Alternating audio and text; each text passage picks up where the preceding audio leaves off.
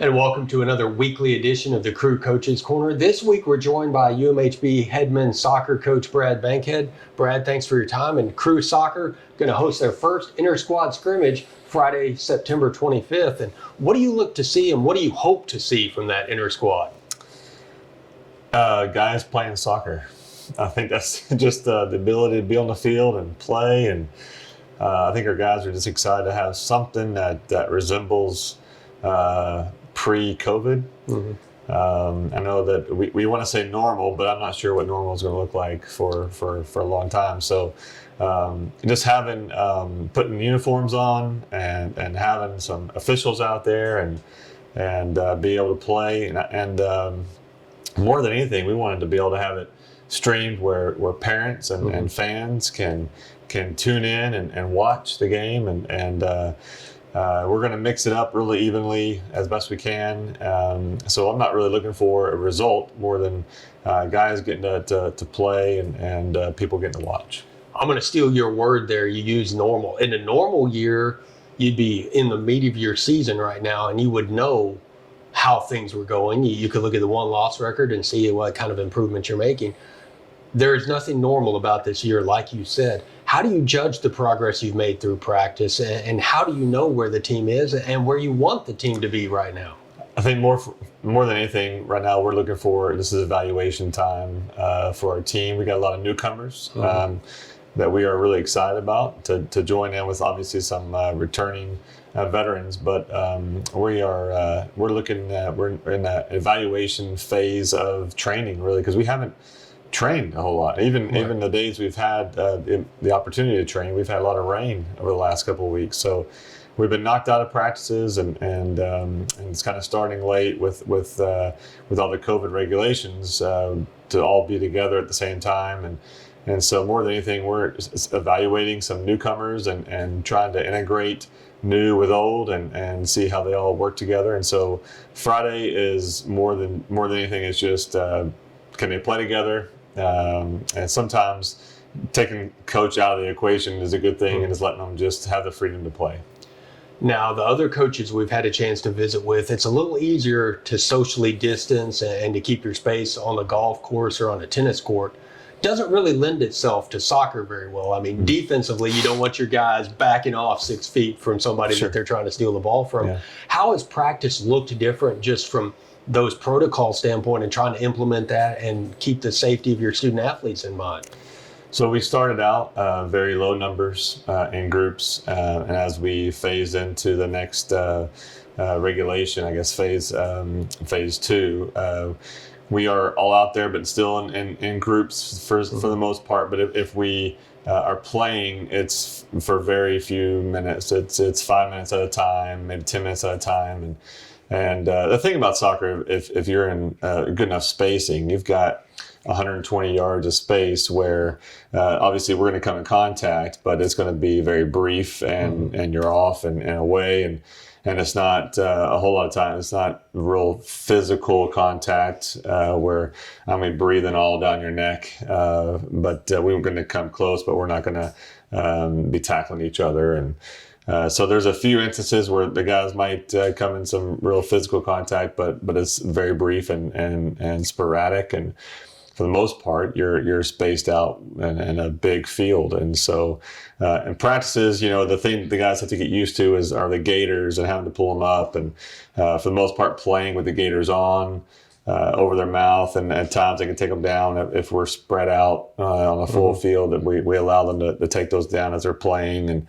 But we feel like, of course, I'm no medical expert, but when you have such a large space and the guys can spread out so well that we're not concerned about that environment. It's more after practice, before practice, locker room, that kind of thing. You touched on it just a little bit there. Has it changed the type of drills you do? Has it changed your practice plan going into it?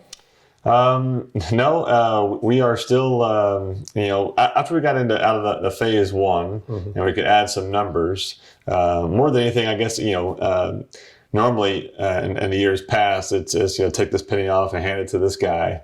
But now we've got to be careful about guys sharing pennies, but it's still in groups because we have had our numbers have been relatively large the last several years, and so we've had to be able to manage large numbers, but in smaller groups, and so. For that aspect, that kind of has helped us phase into this because we've been used to working with large numbers but in small groups, and that's kind of what we've done.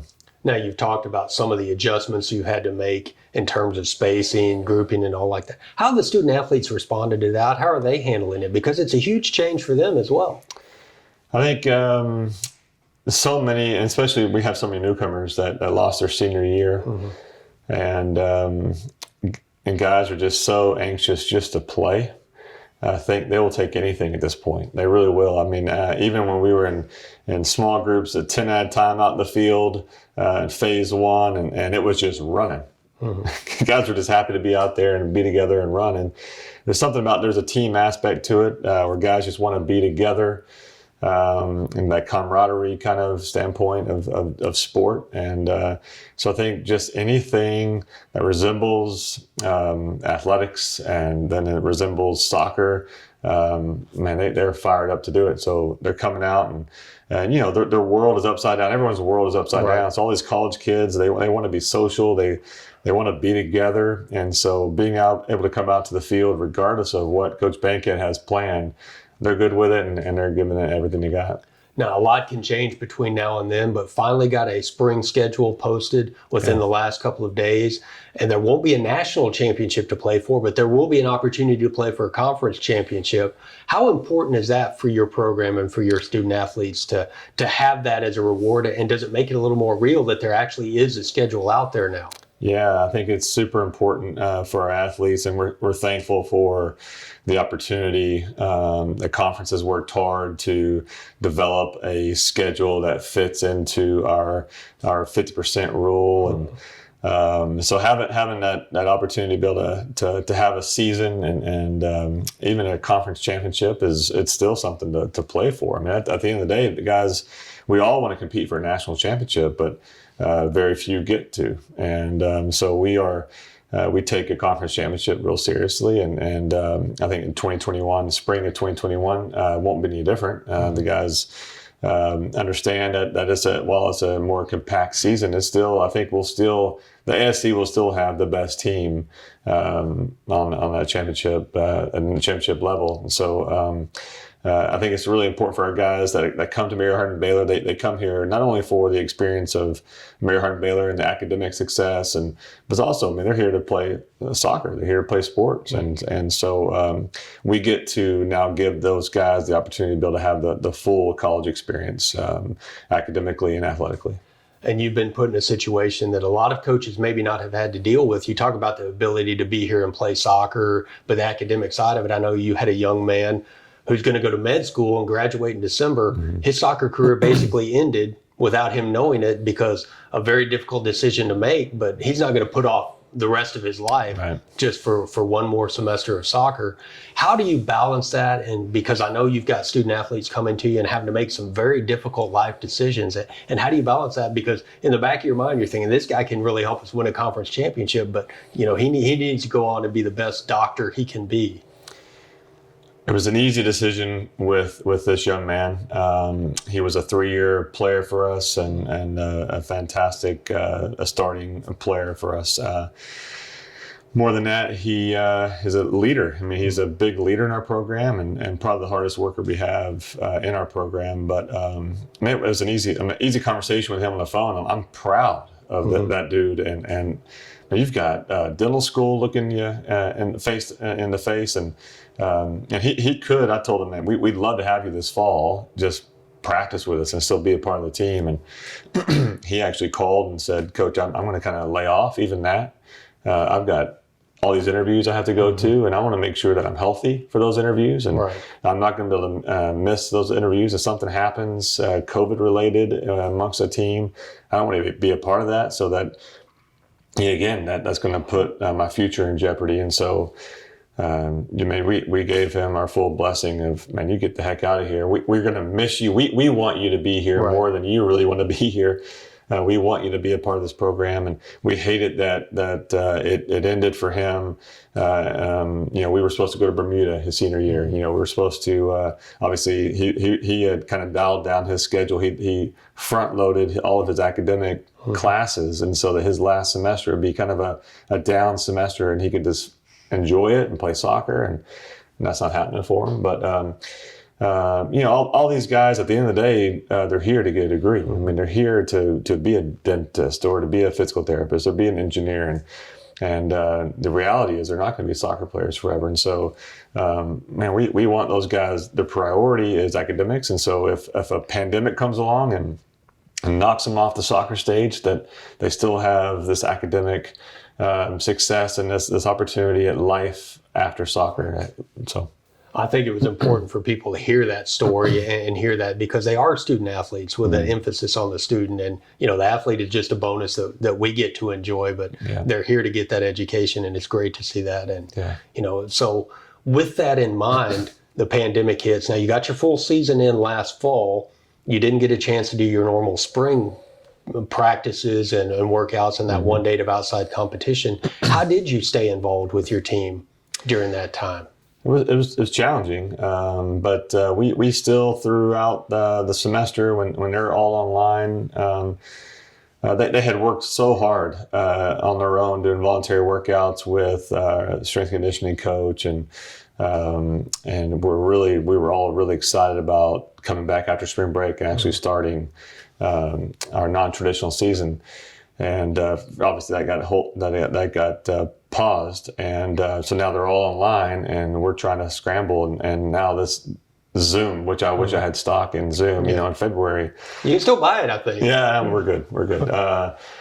But it was that kind of saved the day for the most part in terms of communicating, and our leadership team that we had assembled prior to all this did a really good job of communicating with their groups and making sure they're doing things are okay and academically okay. And I think there's emotionally, just everything about all these kids are going through just so many weird feelings, emotions that we need to do a little well check on all these guys as they're away from us. So Zoom kept us where we could see. I remember that first Zoom, we had not seen each other for several weeks. And this pandemic and all this uncertainty of health and all these different things are going on. And I remember that first Zoom, and we're in the conference room, we got this big TV, and I've got 30 guys and their pictures, and it was just like it was so refreshing. Everybody just wanted to see the face. We could talk each other on the phone all the time, but just seeing each other's face and having that opportunity to be able to communicate that way was. I thank the Lord for technology and being able to do that. But we managed and we got through it. Yeah. Did recruiting kind of become that same way? Did you have to do a lot more of that online and you couldn't do as much in person, or did some soccer continue even during the shelter in place and all of that? Soccer did not continue until later on this summer, but the rest of the spring was all virtual, and had a few visits over Zoom with parents and throughout the state, and internet glitching and you got different obstacles to overcome there, but for the most part, I can't be more thankful for how recruiting continued to go, and we had majority of our recruiting completed prior to spring break, and so we're really happy with the class, and we were able to function over from May to July and before the guys reported, and got through it. And like you said, good numbers, so it went well because you were able to get a lot of people to campus. Yeah, we've 22 newcomers. Mm-hmm. So we're again just getting kids on campus was a big worry for us. Like, are we gonna be able to have school, and then are we gonna get them here? And so now they're here. We've been here for 5 or 6 weeks now, and working through it, and some bumps on the road here and there, but and being able to play and practice is just icing on the cake. And we'll get back to soccer in a minute, but that wasn't the only thing affected. All of a sudden you're at home, and you've got your 3 kids at home too, and they're having to do school online and things like that. What was that like just from a family standpoint and a transition for you? Yeah, I felt bad for the Bankhead kids as they were getting dumber through the pandemic. Thankfully, I've got a beautiful, smart wife who is also organized, and she can handle that online learning. I was just the PE coach, and so send the kids out with Coach Bankhead. I feel like our kids were really fit and probably better than they've ever been their whole life. Now, my daughter got a stress fracture, probably from running too much, but we really enjoyed family time. It was kind of good just to kind of slow down, just stop. And we're not chasing kids all over these different places for practice. And so family time was good for a few months. And then we're like, okay, the kids were so ready to be done with that and ready to be done with Coach Bankhead. It was a good time. Looking back, I'm going, it was even in the middle of it, knowing that things just going to slow down. We got through it, and the kids managed somehow. I know one of the things you preach to your team is knowing your role and playing your role. So I see you did that in your personal life too. You knew your role. I know my role. Stay out of the academics. Just it's good to be the fitness guy. Now, did you get a chance to pick up a new hobby, learn a new skill, anything like that during that time? No, we went fishing a couple of times, but I won't say that I picked anything up as a hobby. Catch any trophies? No, we caught a lot though. Kids caught we caught a lot of their first experience. They caught between the whole boat. We caught like 100 fish, and we ruined them for life because they think that's what fishing is, and that's not going to happen. Well, great earth science lessons, biology lessons. You can cover a lot of things there. So it wasn't all just PE. Right. Now, going back to soccer, you played at Hardin-Simmons. You had a chance to see the UMHB men's soccer program from another view, and then you get a chance to get in here. What's been the biggest change to UMHB men's soccer, not only from the days that you were watching from the outside at Hardin-Simmons, but since you've gotten here and just the progress this program has made? What are you most proud of, maybe? Better way to put it. That's a really good question. And you asked me the day after we did a Zoom call with some guys from the 2009 team. And I look back and just my time here, of course, as a player at Hardin-Simmons and playing against Mary Hardin-Baylor, kind of different perspective certainly there. We all thought we were just awesome, at Hardin-Simmons. So we didn't really respect anybody. But now being here for, this will be my 15th season, just looking back on the progress of the program, those guys in 2006, 7, 8, 9 really paved the way for where we are now and the facilities we have, the things we have here in place, what they did not have then. But what I'm most proud of more than anything is I'm on that Zoom call and I'm listening to guys that are trying to talk in the Zoom call as their baby's crying. I'm talking to doctors. I'm talking to engineers. I'm talking to guys that have gone on and done exactly what we want them to do. I mean, they come here and they're successful student athletes, and they go on, they get the degree, and then they go post-grad, and they've got, we say it all the time, we hope that guys are great husbands, fathers, bosses when they leave our program. And last night, a couple times, I'm getting choked up just looking at these guys that I knew when they were knuckleheaded high school seniors, and now they're great husbands, fathers, bosses, and making great waves in life. And so I'm just super proud. That's more than anything. I know it sounds really, every coach says it, but man, I truly the biggest thing I'm proud of is what our alumni are doing with their lives and how we have a chance to somehow be a part of that, mentor and impact lives here. You talked about going into your 15th year. I know you had a vision for what this program would look like when you came in. Mm-hmm. How close is it to where that was 15 years later? 15 years ago, I think I walked here going, you know what? If I get fired, I can always go back to high school. And so certainly my expectations, I thought that, Mary Hardin-Baylor could be good, but I never really thought just how much this program would really blossom. And I feel like that we still have a ways to go from what now that I can kind of see a real picture of where we really want to be. I still think that we've got some growing to do, but just the depth of talent in our program right now of 45 guys and all of them can compete and play and they choose to be here. And they could go and play at a lot of different places. They'll probably start a lot of different places, but they choose to come to Mary Hardin-Baylor for whatever reason. and compete, and some of them will sit behind other guys that may just win that spot, and they still choose to be here. And I think it speaks volumes to not only our program, but just our university as a whole.